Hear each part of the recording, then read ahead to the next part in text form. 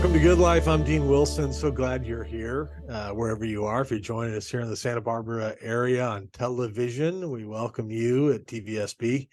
And of course, so many of you are joining us from around the world at TV or at goodlifetelevision.org and at the social media platforms and at the podcast, which is Good Life Conversations. Anywhere you get your podcasts, you can search Good Life Conversations. We are having some great conversations about the good life and people who are doing great things. And we've had authors, we've had creators, we've had public servants, young people, old people. If you go to goodlifetelevision.org or the YouTube channel, you can find all those long form interviews and also a lot of power clips. So we welcome you again, wherever you are. Brought to you by Bunnin Chevrolet, our great friends, Leo Bunnin at Bunnin Chevrolet. We're grateful for them. I'm really excited about my interview. My guest today, Brittney Serpell, is with me. Brittney, welcome.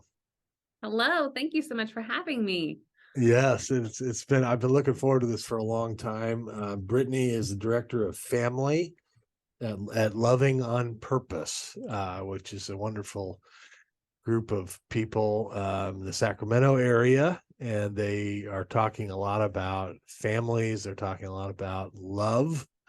And my wife and I have been impacted by their work, especially my wife, who listens to the podcast and follows you and knew your husband's name. And she prepped me for this interview. So, Great. Brittney, talk a little bit just before we get started on the work and kind of some of these subjects. Just talk a little bit about your growing up and kind of where you came from and so forth. Yeah, well, I am the oldest of three kids and the daughter to Danny and Sherry Silk. My parents are the founders of Loving on Purpose. I grew up in a small town called Weaverville, 3,500 people. And then we moved to Redding, California, where my parents became the family life pastors at Bethel Church. So I spent most of my teen years there. And but earlier, my parents worked for group homes because my dad had his degree in social work. So I had a lot of exposure to that as a child because my parents were house parents and then group home parents and working with just the world of social work, and then they became pastors. So I have been around people that are hurting, that need God, that need restoration in family my whole life. And naturally, that's where I ended up, is doing the same type of work.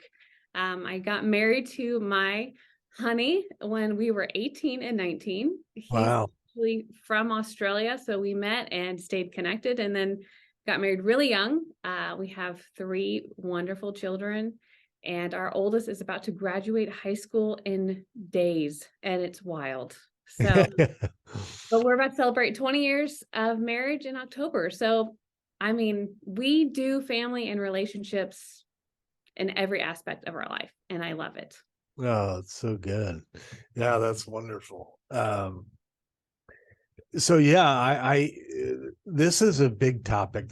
This what the work you guys are doing, especially in this day and age, where I just believe that, and it's not like I'm not like a boogeyman guy, like there's a devil behind every bush, but I do believe the family's under attack. Absolutely. Yeah, so I think we can kind of all agree that the family unit, one of the only institutions created by God, is under attack. So talk about just 10,000 feet level, the family and the work you guys are trying to do in this area. Yeah, well, on our podcast, the Kylo Show, our motto is that whole healthy families are going to save the world. And that really starts with whole healthy people. And I think that's kind of the breakdown, is that we've lost, what does it mean to be a healthy person, to build a healthy family? And, you know, I was looking at, we have another podcast, it's called Imperfect Parenting Podcast, where we talk just about parenting.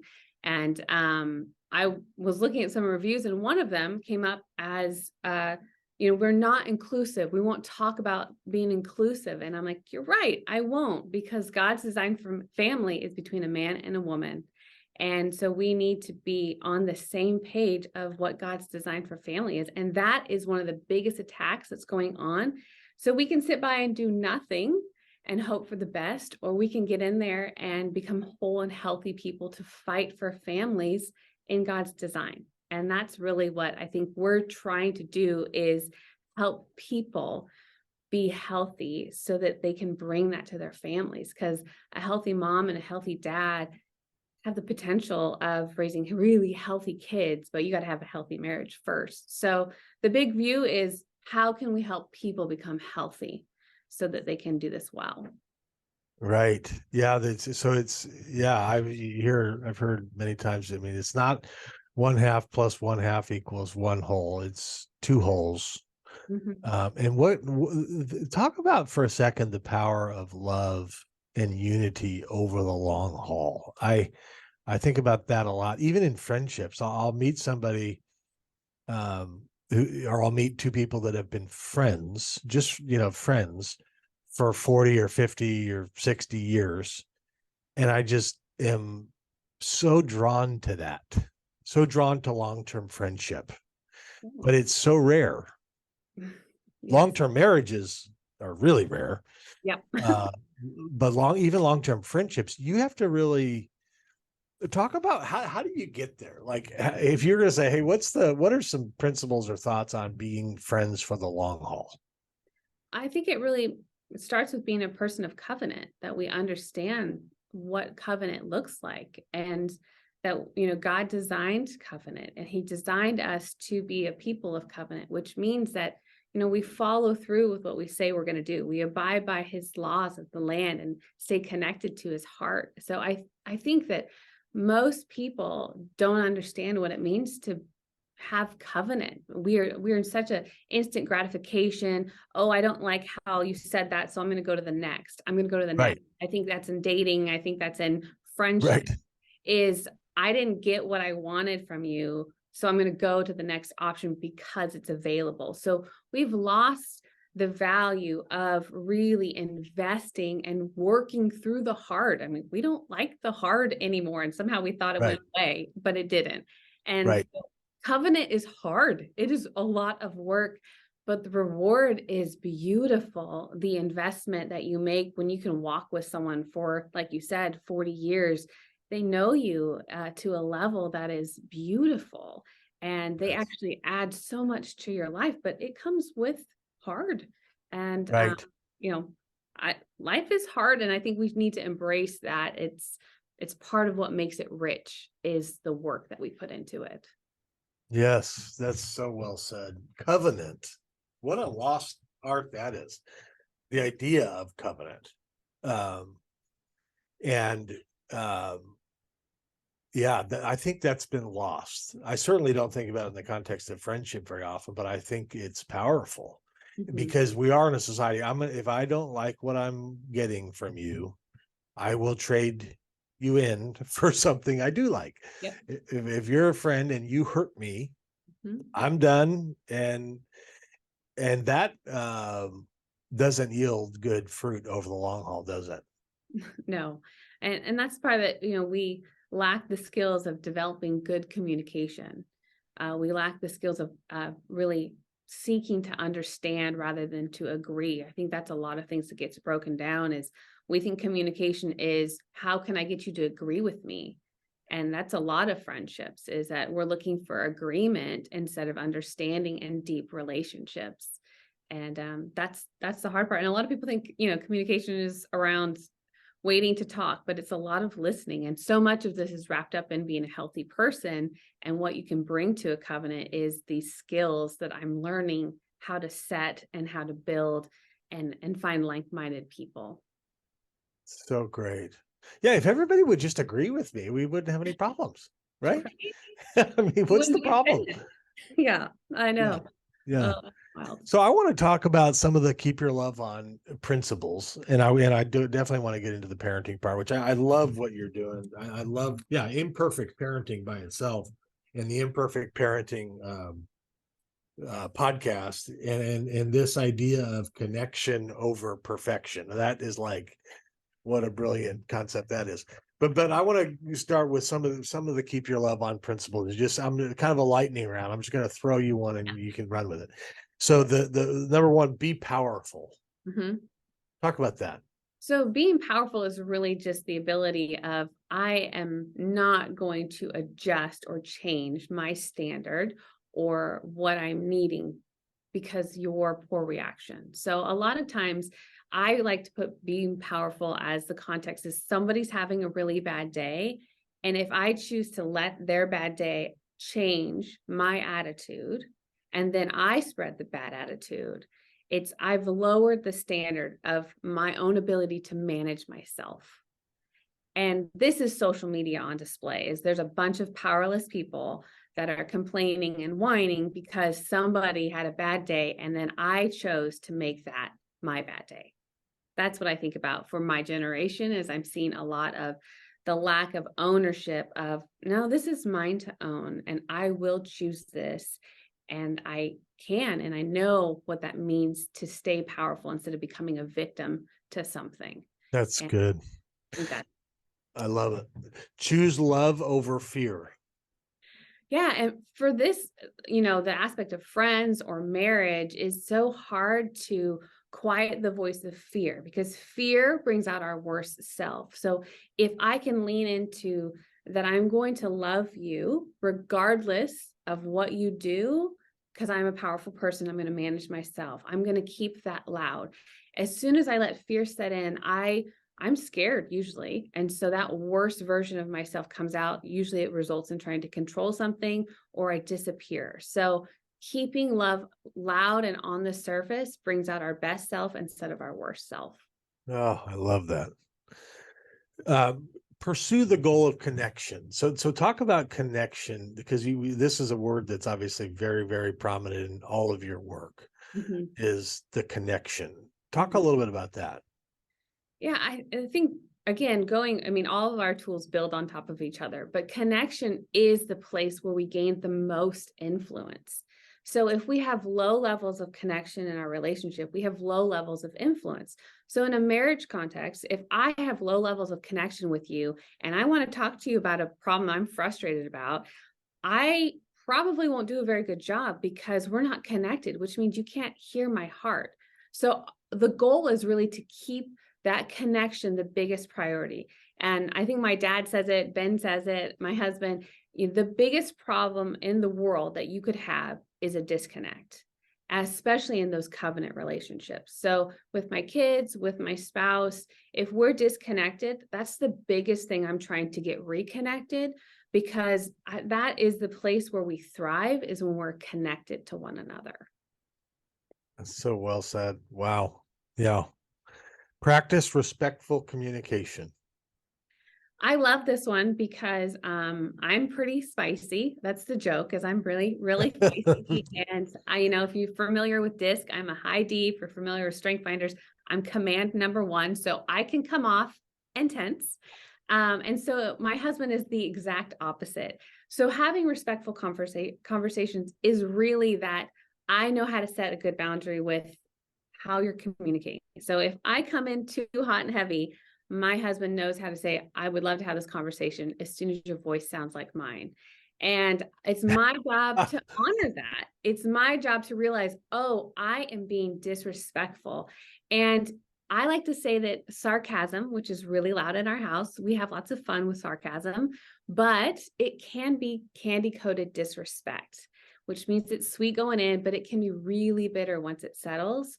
So I think, having respectful communication is knowing what's your part to own. Are you bringing high levels of respect when you are communicating? Is it laced with sarcasm? Is it laced with disrespect? Is it laced with control or fear? And this is just all of our job to manage and remember, what am I bringing to this conversation and what is mine to own when we're having this exchange? That's so good. And then boundaries is the last one. Boundaries obviously is kind of become a thing over the last however long, where people are talking a lot about their boundaries. When you think about honoring healthy boundaries, what does that mean? I think boundaries is the number one thing that we get questions about. And it's really hard because if you're wired to where you have super high value and priority for relationships and you set a boundary, it's the other people that get offended at your boundaries is usually why we remove them. And so knowing that this boundary is actually made to protect something and understanding that's the goal of boundaries. Now, punishment is that I don't ever have a way of restoring the relationship. I just have an iron wall. But boundaries is I have a brick wall that has a door, which means if you can be respectful, honoring, keep your love on, I'll open that door. It might just start with the little window, but it's that we're going to try this. I think that's the difference between boundaries and punishment, but that's gotten really confused nowadays is we just set a punishment wall instead of a boundary, and it's usually because we're offended. So being mindful of what your heart's intention is really key to learning how to set healthy boundaries. Is, do I have the goal of restoration and connection at the end of this, or do I just want to remove you forever? And I think we've Right. confused the two. That is really well said. That's my wife and I have been having this exact conversation just in terms of just dynamics in our life and circle, that where something where sometimes I think people can just use this term boundaries as a way of saying, it's over. Yeah. And that, that seems like punishment to me. It definitely is punishment. And that's the hard part, is that a lot of times, especially now, we love the word boundaries. The self-awareness movement and self-help is really big, and we've learned all these really great terms, but we only have little snippets of what the actual context is, thanks to social media. So diving in and understanding that a boundary really should be rooted in connection. But we use it as a punishment tool, as a place to keep ourselves safe from what feels like something that's scary or threatening to us. Right. Oh, that's a great distinction. So let's talk about parenting now. And I know that this has been something you've thought a lot about, written about, talked about. Imperfect parenting, connection over perfection. Yeah. We've again, my wife Susan and I have talked about this, where we've seen like the greatest Christian family have 3 kids or 4 kids or 2 kids, and like one goes here and one goes there, right? And you're going, how did these people come out of the same household? And I think for parents who faithful people trying their best, it can be devastating. How do you talk to parents? How do you encourage parents in this like unbelievable adventure called parenting that can be very difficult? Yeah. That's the hard part about parenting, is we can't control these little people, So if they make a decision, especially when they become adults or teenage years, and they go down a different path than what we've ever intended, this is the place where most parents make that really hard pivot of, okay, I'm scared, so I'm going to control, I'm going to limit, I'm going to be more aggressive, I'm going to be more demanding. And then we lose any level of connection that we had. And so I meet with so many parents and really try to get them to refocus, like, the level of connection you have is the level of influence. And these kids, we're designed for connection. And so we're already on the winning side for that, but leaning in and doing it correctly, I think a lot of times it's woven in between that place of fear or trying to control. So if we can prioritize connection and do a really good job of speaking the way that they hear love, we actually do a better job of maintaining connection through whatever season they may go through. And I tell parents that all the time. What you're sowing right now, you may not see the harvest for a few years, but can you hold on? Can you stay steadfast? Can you lock into the biggest goal you could ever have, is to love that child so well that they encounter the love of Jesus, and that from that place they reference back, go, oh, that's right.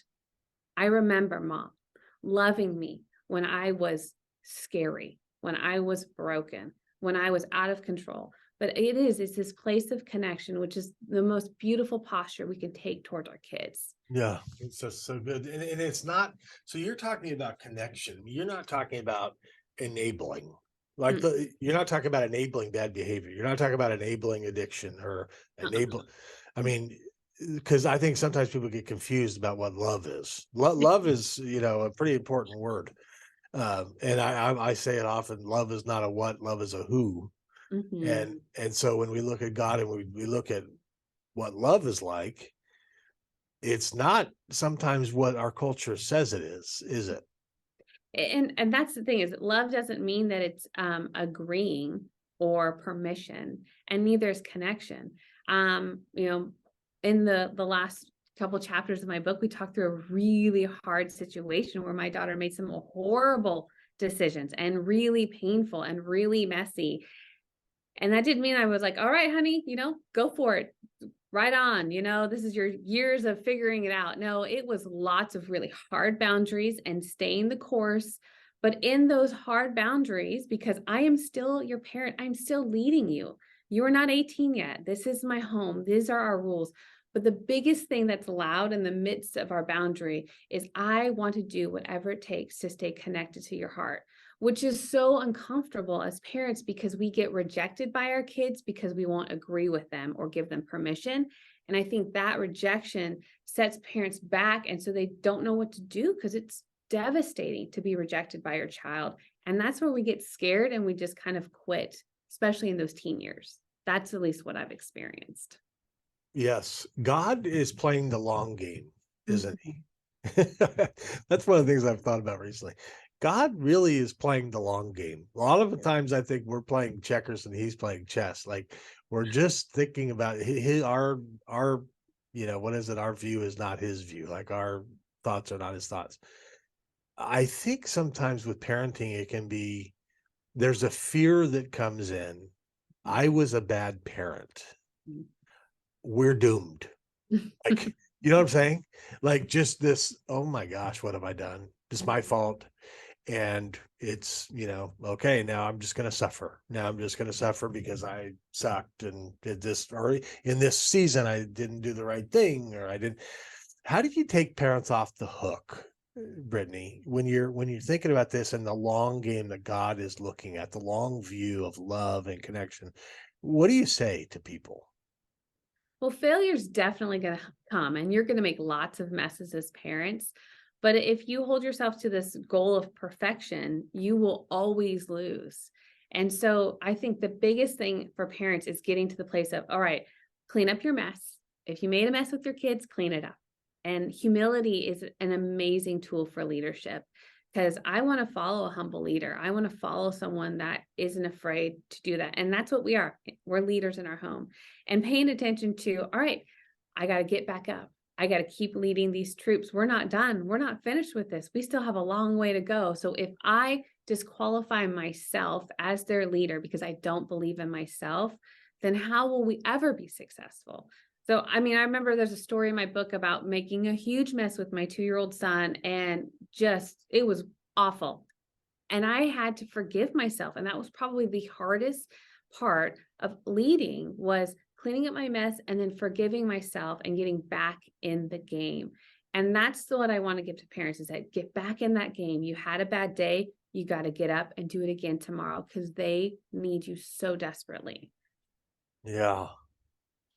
Parents that ask for forgiveness, I didn't even, that was something I thought about somewhere along the line. We have 5 kids and and we're in the thick of teenageville right now. So we're just exhausted. But, asking for forgiveness, that humility, I agree. I remember I asked a mentor, I don't know how old our kids were. I'm like, is it like, do you like ask for forgiveness as a parent? And he's like, absolutely. Are you kidding? And it was like new information, like, oh, okay, well, I'm doing it like twice a week, or whatever. But it is interesting when the giant lies down, kind of when the leader says, hey, I was wrong, that I think that does open the door, number one, to connection, but number two, to it's okay to screw up. Yeah. Yeah. Like we need to, that's something that's important for families, that a culture of it's okay to make a mistake or have a problem. Right. I mean, our kids are going to make lots of messes along the way. And if they see that failure isn't final, then they have hope that, okay, I can keep going, and we get to be the leaders. And I think that's the biggest thing I'm trying to remind parents is you are the leader of your home. And so what's the job that you want to do? Do you want to do a good job or bad job? Most of them want to do a really good job. All right, what is required? The other thing is that you have to keep growing as your kids grow. Because if I stay the same parent to my 2-year-old as my 12-year-old, I'm actually going to be stunted in my growth as a leader. And so my child will outgrow me if I'm not willing to grow myself. Wow, that's a brilliant thought. The Imperfect Parenting podcast is the platform, one of them. Brittney Serpell has been my guest. There's also it's KYLO, which stands for Keep Your Love On, KYLO. You can go to the KYLO show.com. There's a weekly podcast hosted by Danny Silk, who is Brittney's father. Wonderful guy. By the way, just tell your dad I quote him like twice a day. I will. He's what an amazing guy he is. I want to close with this because I think sometimes we can get in the weeds sometimes in parenting, because that's where we live. We live in the weeds. We live in the latest crisis oftentimes. Again, I'm in Teenageville, so that's the way I'm thinking right now. But this is the single greatest opportunity I think any human being ever has, to put another person on the planet. Yeah. Like for two people to get together and bring forth a person onto Earth. It's a big deal, isn't it? It is. It's a beautiful gift, and it should be full of enjoyment, and it should be full of adventure. And that's really what I think God's design for family was when he created this be fruitful and multiple command that he did in the very beginning, was that we would have so much joy out of this gift called parenting. It is really a beautiful gift. And I hope that parents fall in love with the gift rather than be exhausted and discouraged by it. And so that's my hope for my book and this new movement we're on of imperfect parenting is we're all messy, but you know what? Let's look at these little people as a gift and do the best job we can. Yeah, you can really, this is really the way you can change the world, in my opinion. You want to change the world? Think about your family. I mean, I think that's the biggest opportunity we have. I mean, everything. So anyway, I love what you're doing. Love your family. Love this whole thing. So important. Really has impacted, again, my wife and us, and this idea of connection especially. So thank you, Brittney. Thank you so much. And thank you all for joining us. Wonderful, wonderful interview. We'll see you next time.